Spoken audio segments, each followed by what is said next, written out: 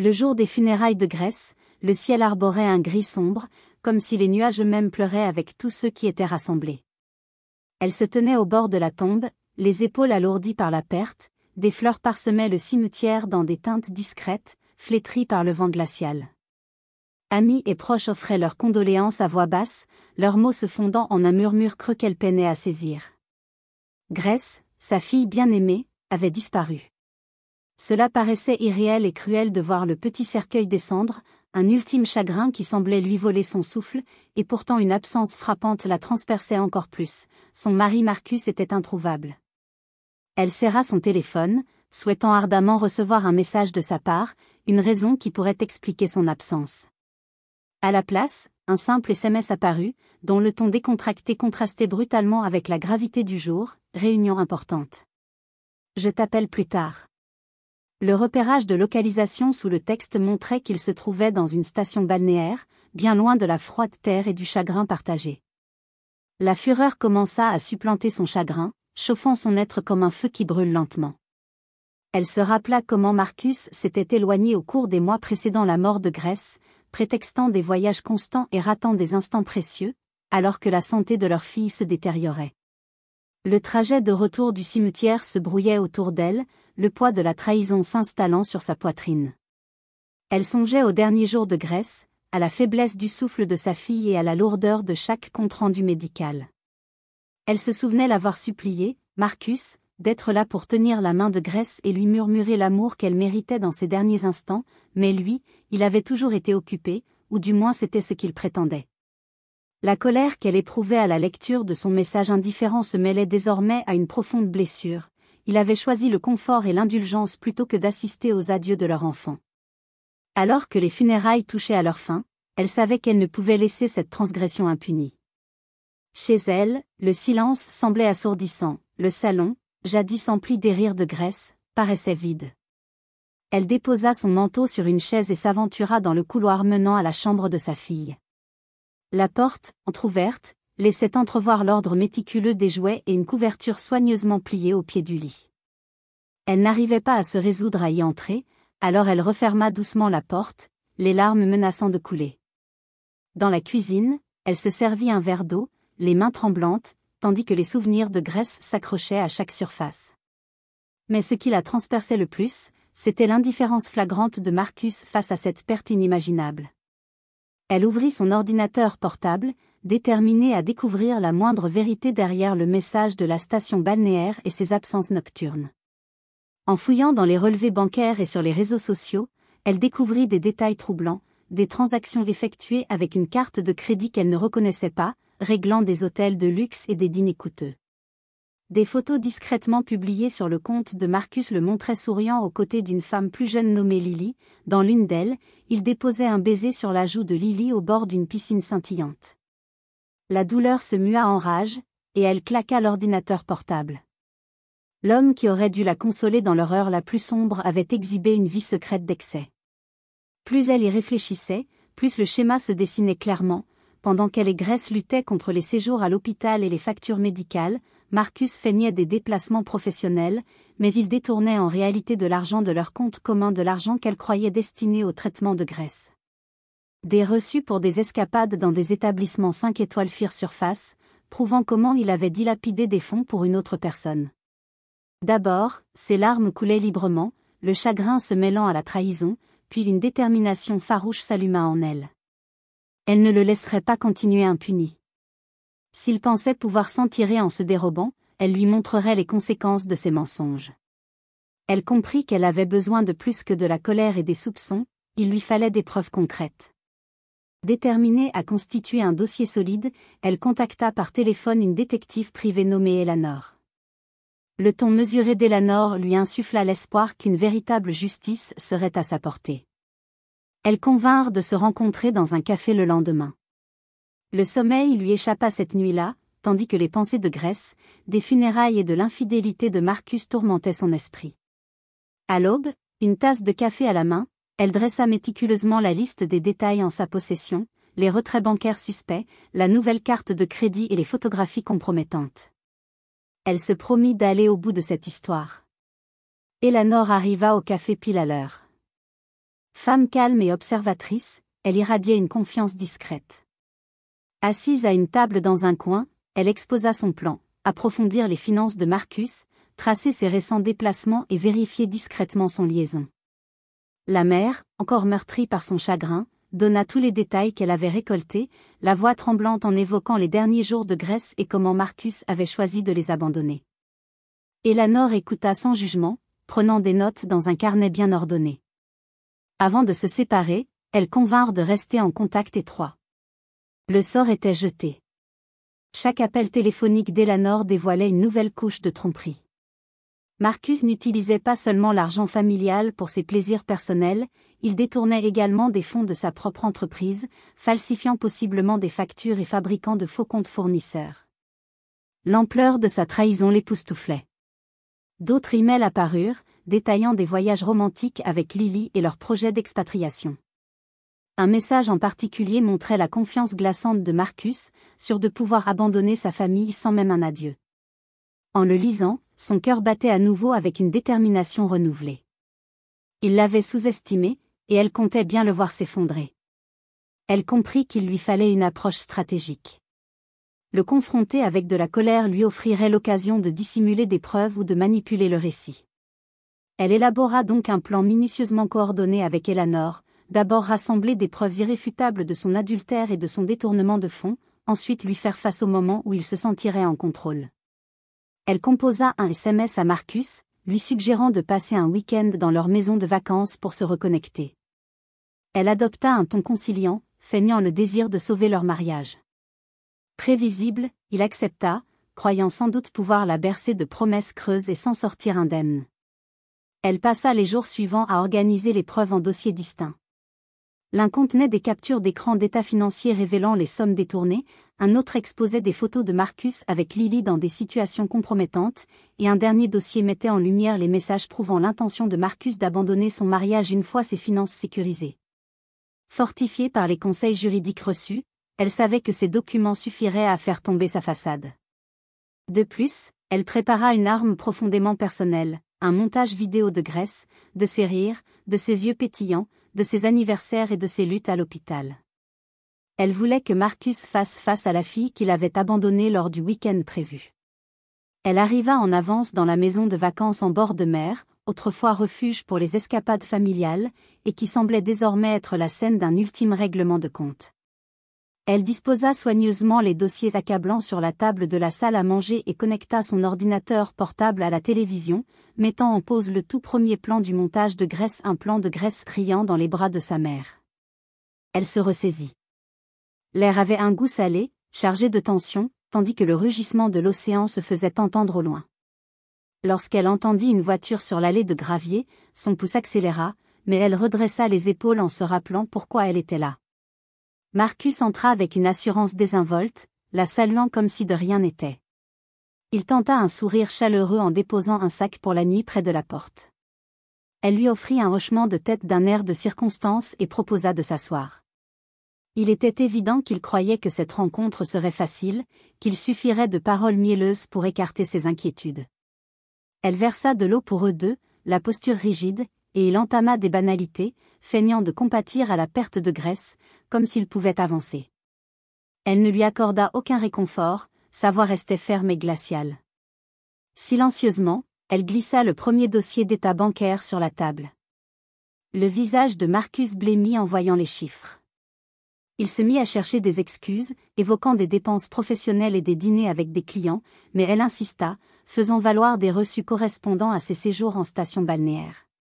Ses tentatives pour esquiver la responsabilité s'effondrèrent face à sa confrontation implacable, fondée sur des faits incontestables.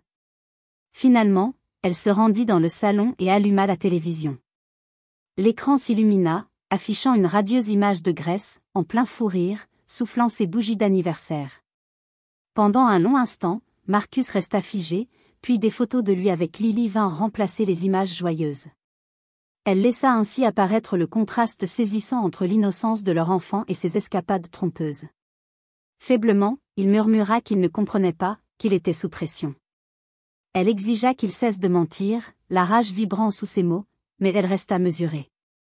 Sortant le dossier contenant les emails, les projets d'une liaison, et les discussions concernant son déménagement avec Lily, elle le lança devant lui. Marcus tenta d'interrompre, mais elle ne le lui permit pas. Elle l'accusa d'avoir abandonné Grace dans ses derniers instants, d'avoir volé de l'argent destiné au traitement et d'avoir brisé chacune de ses promesses. Sa façade se fissura pour une fois, il ne lui vint aucun commentaire évasif, aucune réplique astucieuse. Tout ce qu'il put balbutier fut un faible « je suis désolé ». Elle refusa d'accepter ses excuses, pointant d'un doigt tremblant le visage de Grace à l'écran.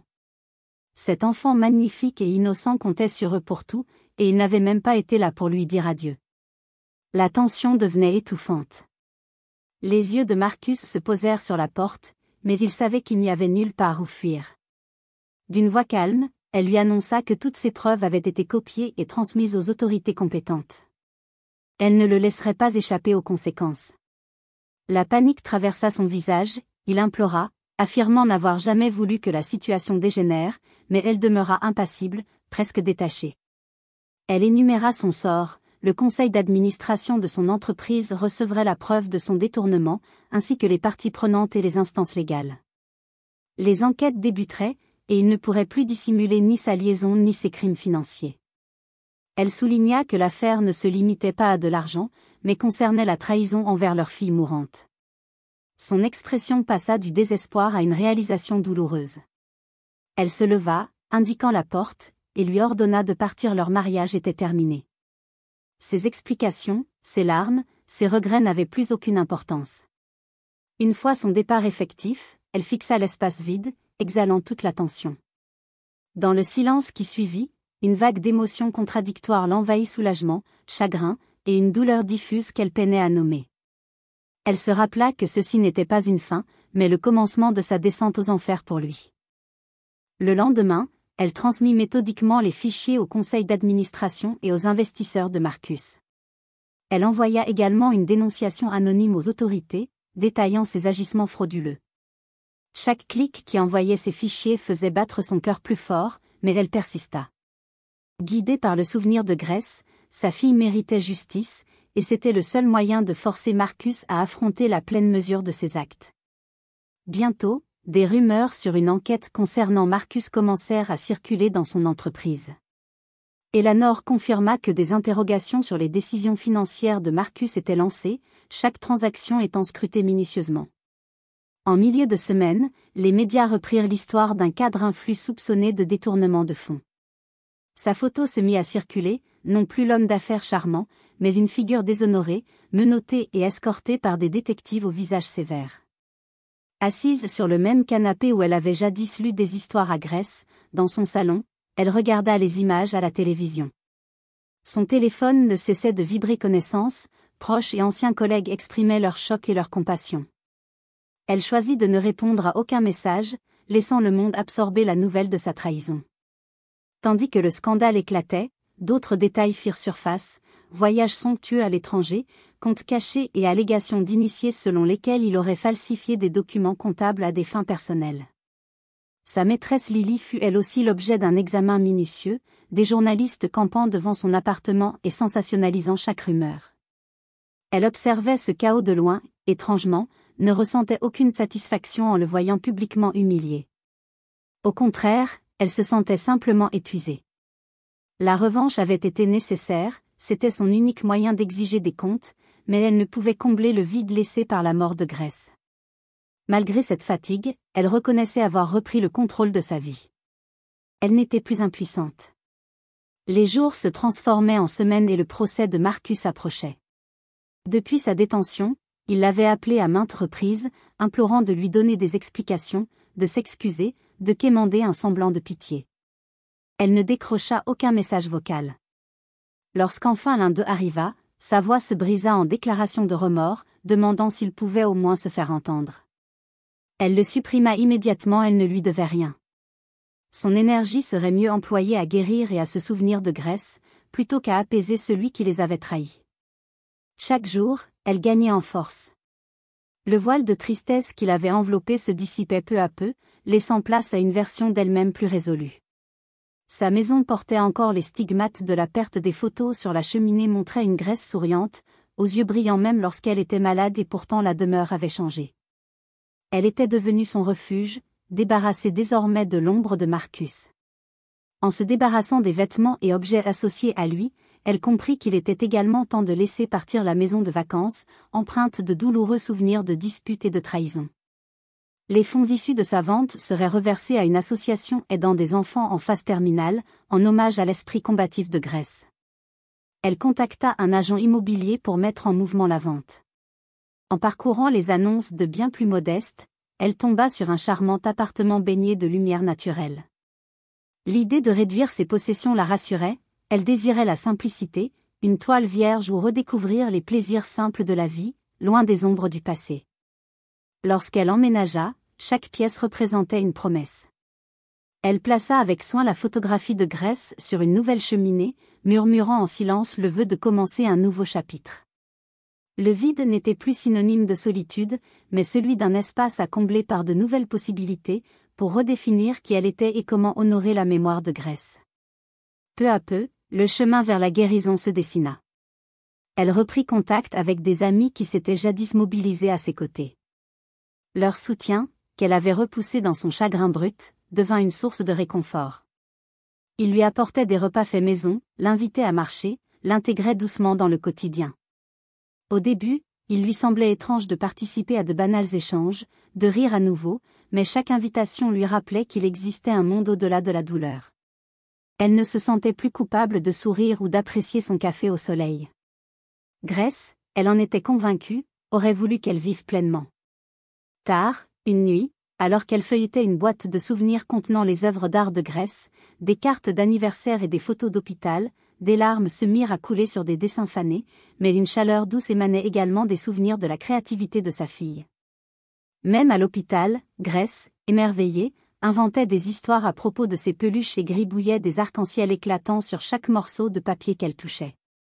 La mère ressentit alors un nouvel élan, peut-être pourrait-elle aider d'autres enfants à trouver la joie au milieu de leurs propres épreuves. Ce germe d'idée grandit peu à peu pour devenir quelque chose de beaucoup plus grand.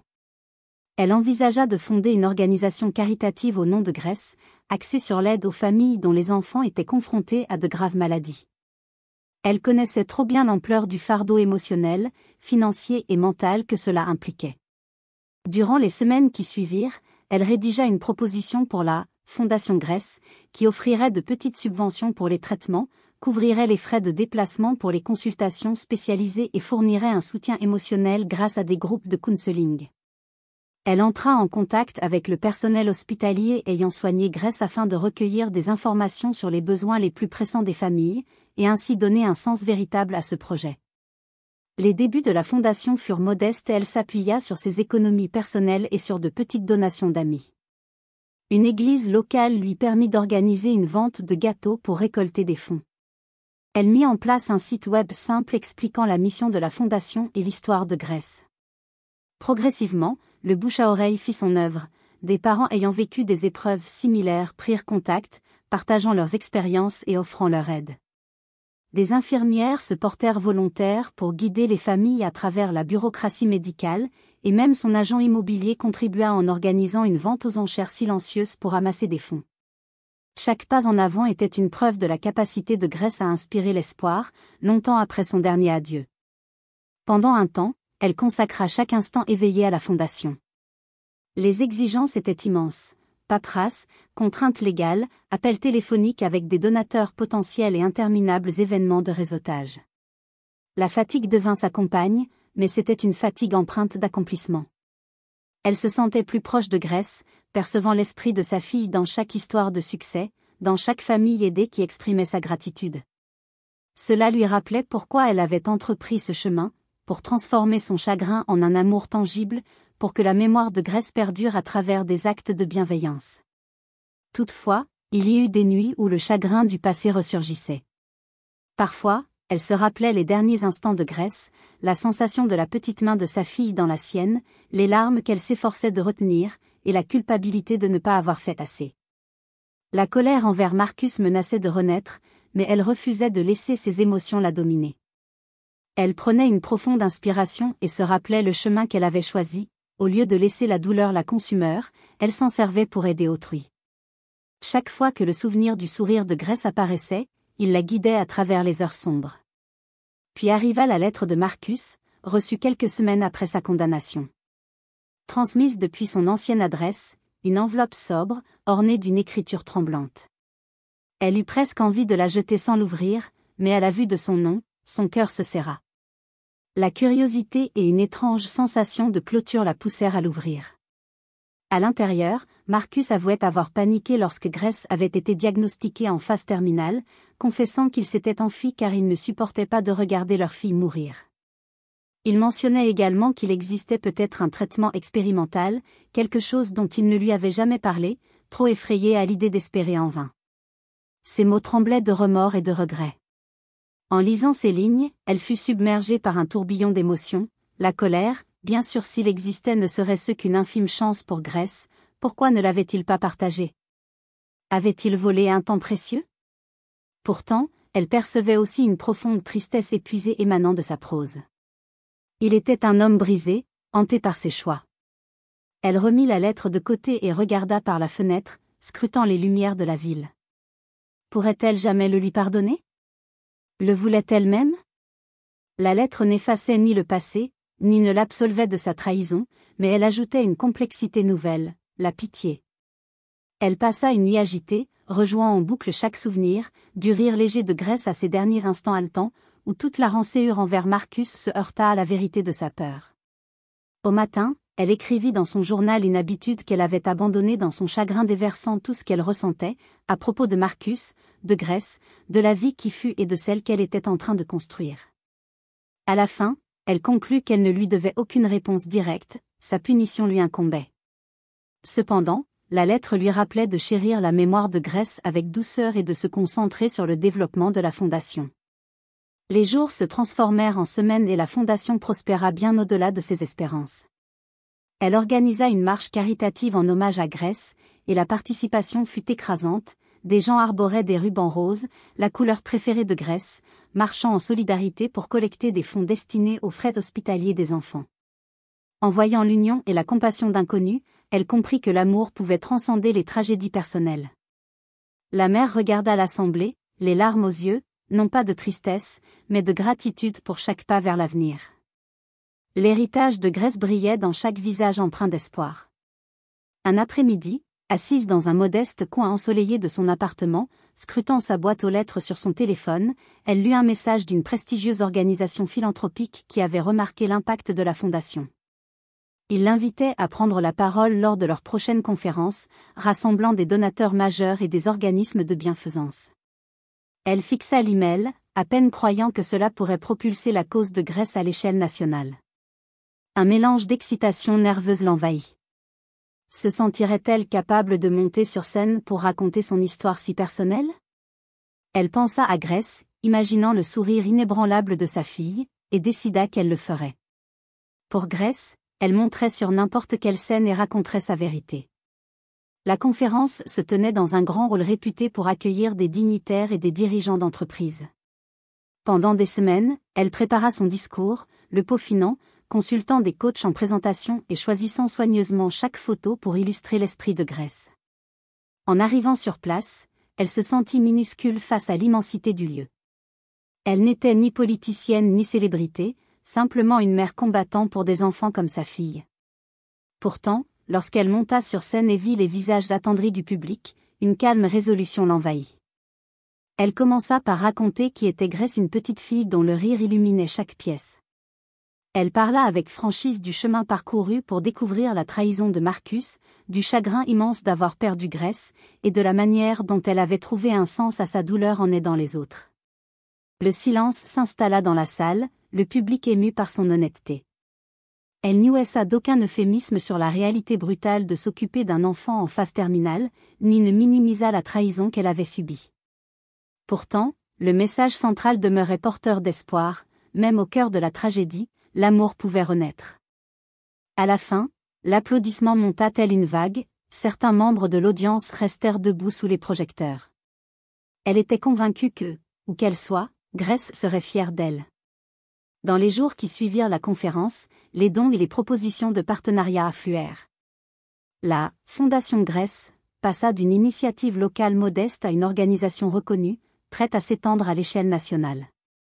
Des hôpitaux sollicitèrent des collaborations, des entreprises offrirent leur parrainage, et des leaders communautaires l'invitèrent à partager son histoire lors d'événements locaux. Elle se retrouva submergée par les appels, les emails et les rendez-vous, presque sans répit. Bien que ce fût éprouvant, elle ressentait une satisfaction indéfectible. Chaque nouvelle connexion signifiait qu'un plus grand nombre d'enfants bénéficierait d'une aide. C'était comme si l'héritage de Grèce avait pris son envol, bien au-delà de leur petite ville. Avec cette expansion vint la nécessité d'organiser. Elle constitua alors un conseil d'administration afin que des professionnels se chargent des finances, des questions juridiques et de la logistique opérationnelle. Nombre d'entre eux furent des personnes empathiques, admiratives de son courage et de sa détermination. Clara, une amie artiste rencontrée lors d'un salon communautaire, s'avéra précieuse pour créer des supports marketing qui racontaient l'histoire de Grèce avec des images à la fois douces et puissantes. Un petit bureau fut loué, une pièce lumineuse ornée de photos d'enfants souriants, tous ayant bénéficié des subventions de la fondation. En arpentant ses couloirs, elle sentait parfois la présence de Grèce, lui rappelant de ne jamais perdre de vue la compassion, même dans le tumulte administratif. Tout en organisant sa vie autour des exigences de la fondation, elle ne négligeait pas sa propre guérison. Des séances de thérapie l'aidaient à trier l'amertume persistante due à la perte de Grèce et aux mensonges de Marcus. Elle évoquait même la lettre de Marcus, le tourbillon d'émotions qu'elle avait suscité, et sa décision de ne pas y répondre. Sa thérapeute la félicitait d'avoir su reconnaître l'impact de cette lettre tout en établissant des limites saines. Reconnaître sa douleur ne signifiait pas laisser Marcus prendre le dessus, mais plutôt honorer son propre chemin en s'autorisant à pleurer, à guérir, et à avancer au nom de Grèce. Les mois s'écoulèrent rapidement. La vie, jadis silencieuse, s'était remplie de vols, de conférences et de visites dans les services hospitaliers où la Fondation apportait son aide. Lors d'un déplacement dans une clinique d'une petite ville, elle rencontra un tout petit luttant contre une maladie rare. La famille, accablée par des factures sans cesse croissantes, avait sollicité son aide. Face à eux, elle revit en elle la même peur brute et la même détermination qu'elle avait autrefois ressentie.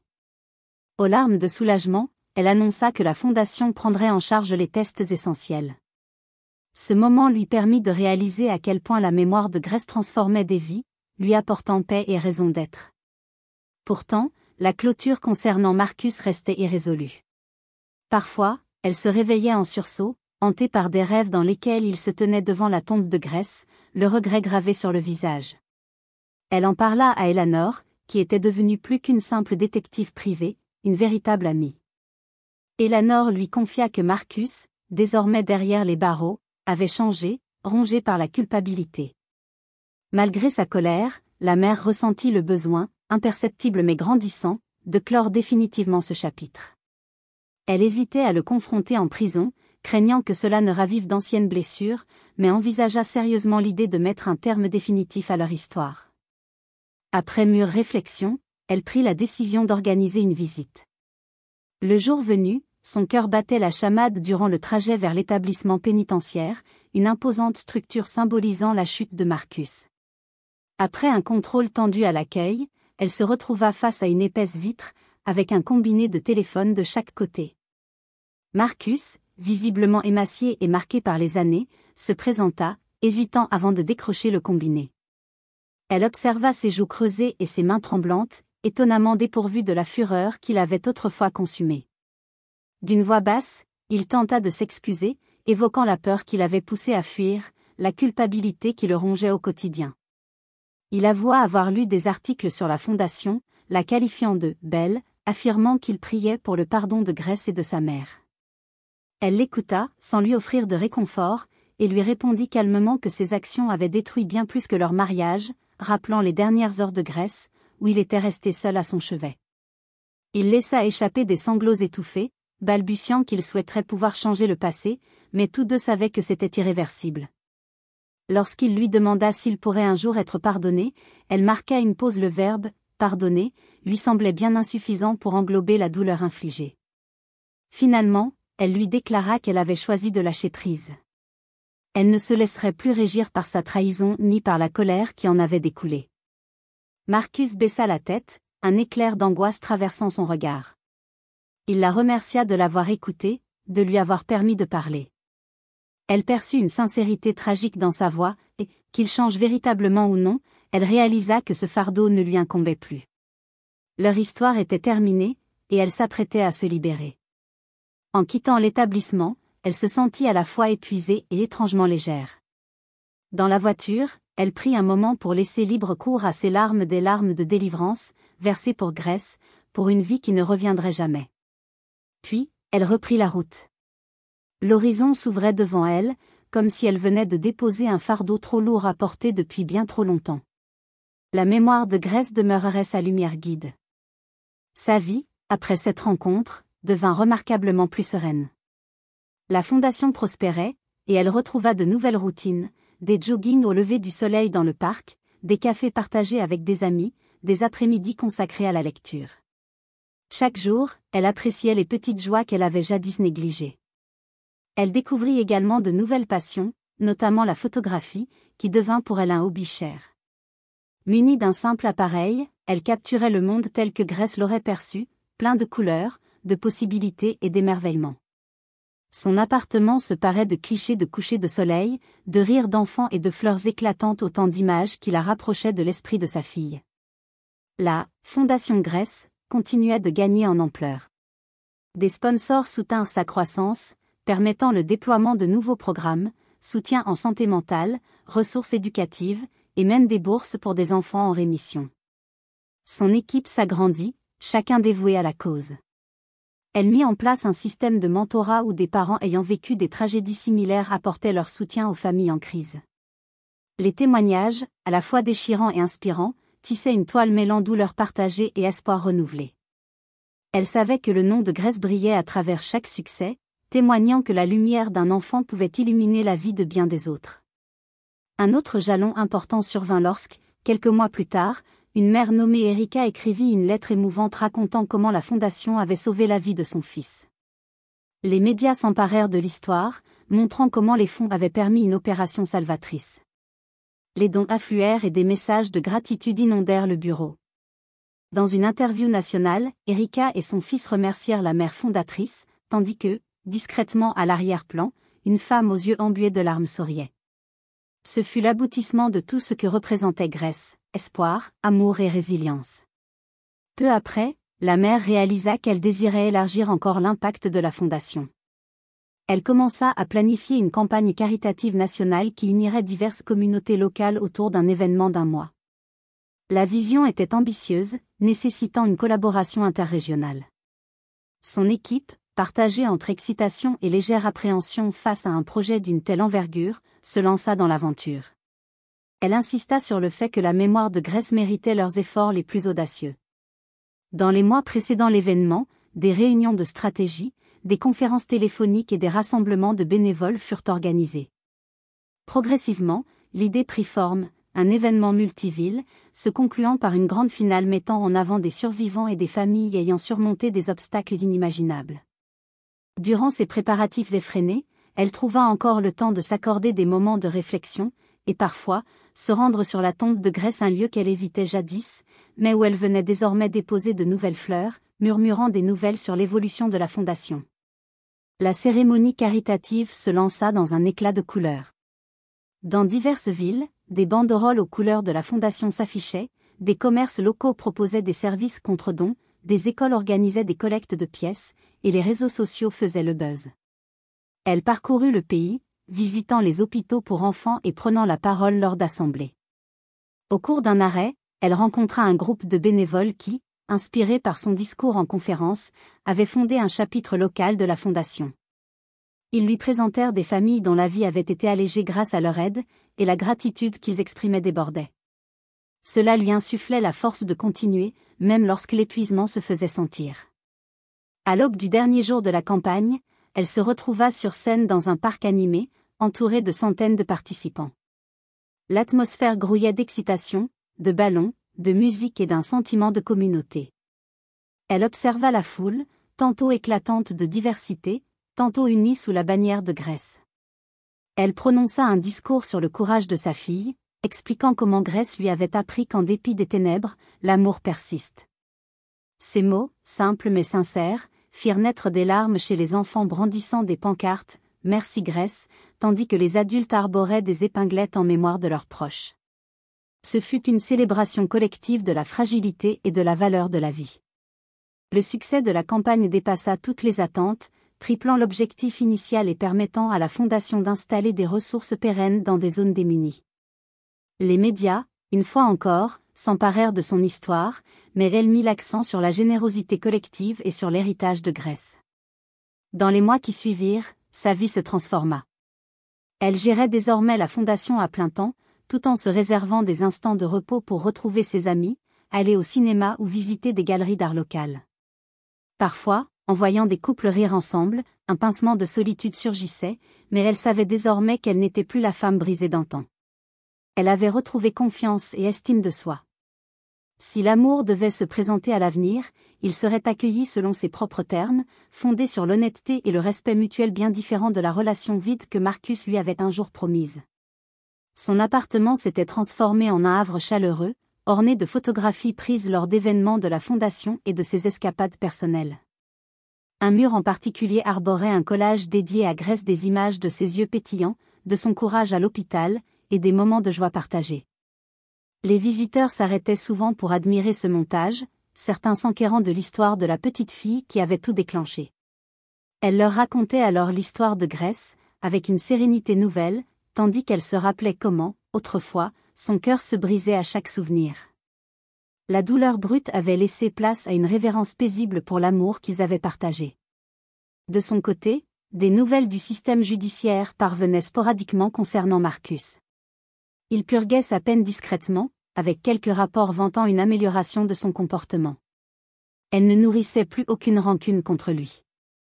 La lettre qu'il avait envoyée lui avait dévoilé l'ampleur de ses regrets, et leur visite en prison lui avait offert une forme de clôture. Elle n'approuverait jamais ses choix, mais elle ne s'y attardait plus. La vie l'appelait vers une nouvelle destinée, et elle l'embrassait pleinement. En se souvenant de Grèce, elle apprit à se pardonner de ne pas avoir sauvé leur mariage ni d'avoir cru en lui trop longtemps. Peu après, le conseil d'administration de la Fondation proposa d'organiser chaque année une grande soirée de gala en hommage à Grèce, un événement élégant réunissant philanthropes et célébrités. Elle accepta, y voyant une autre opportunité de sensibiliser et de collecter des fonds. Lors de la première soirée, vêtue d'une robe fluide dans la couleur rose la préférée de Grèce et entourée de soutiens, de parrains et de bénévoles, elle prononça un discours retraçant l'histoire de Grèce. La soirée fut celle d'une célébration, d'un espoir renouvelé et d'un tendre souvenir. À la fin du discours, une vidéo fut projetée, montrant des instants volés de la transformation de vie grâce à la Fondation. Dans chaque image, elle percevait l'esprit de Grèce. Lorsque le gala prit fin, la mère se retrouva au bord de la piste de danse, observant les couples se balancer au rythme d'une musique douce. Fermer les yeux lui permit de laisser s'écouler sa gratitude, elle s'imagina danser avec Grèce, se rappelant ses rires enfantins et ses petits pas. La musique effaçait peu à peu sa peine. Des donateurs vinrent la féliciter, certains essuyant des larmes de joie. La Fondation était devenue un véritable phare d'espoir, et elle en était la gardienne. Cette nuit-là, elle s'endormit avec un sourire paisible, réconfortée par la certitude que l'héritage de Grèce ne cessait de grandir. À l'aube, elle se rendit une dernière fois sur la tombe de Grèce, bouquet de fleurs fraîches en main.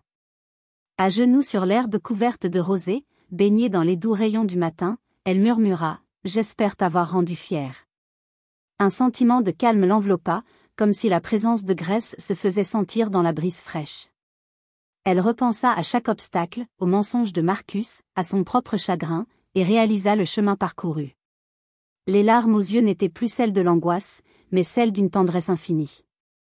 La mémoire de Grèce perdurerait, transformant une histoire autrefois marquée par le chagrin et la trahison en un récit de résilience, d'amour et d'espoir indéfectible. En quittant le cimetière, le cœur allégé, elle avait transformé sa perte en un vibrant hommage à Grèce, assurant ainsi que d'innombrables enfants bénéficieraient de compassion et de soins dans leurs moments les plus difficiles. Même si la douleur de l'absence de sa fille ne disparaîtrait jamais complètement, elle était désormais adoucie par la force d'un nouveau but. Le soir, en repensant à tout ce qu'elle avait traversé, elle se souvint que l'amour pouvait triompher des ténèbres. Ainsi, la mémoire de Grèce continuait de briller intensément, rappelant à tous que, même au cœur du désespoir, l'amour est capable de vaincre les ombres les plus sombres.